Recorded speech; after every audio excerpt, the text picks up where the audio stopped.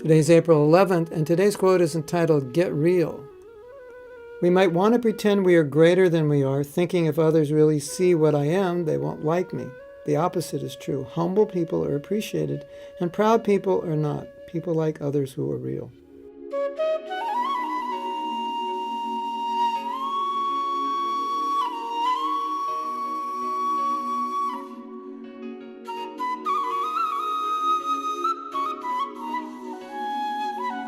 So about a week ago, we talked about this a little bit. This is very, very relevant to modern living because in our culture of likes and popularity, it can be hard for some people to be real about who they are. But I wanted just to pass on some information.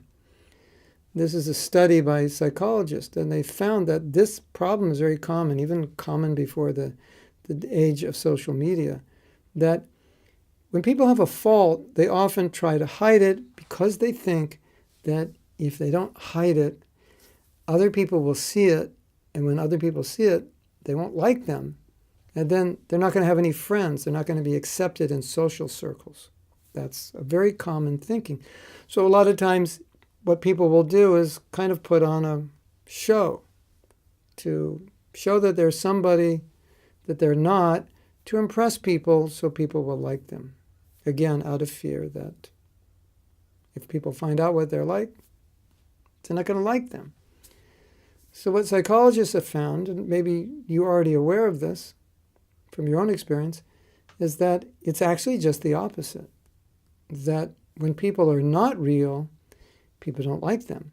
And when people are real, people like them. As we said yesterday, this devotee admitted, I didn't mention the devotee, but just the point that when you admit a mistake, people appreciate that. So when a devotee is humble, or anybody, when they're willing to admit their mistakes and not try to hide it or pretend, people appreciate that. That's what relationships are based on. They're real. So it goes back to that point, humility means reality. So just be real about who you are. And then the advantage for you is because you're real about who you are, you don't have to act, you don't have to put energy into pretending. And that energy that you might put into pretending, you can just put into working on your problem. Just put that energy into working on what you need to improve in yourself. Don't put that energy into working on putting on a facade or a mask to the world so that they can see you as somebody you're not. That's really, it's not good, especially if you do that when you're courting someone. Because once they marry you and find out what you're really like, that's not good.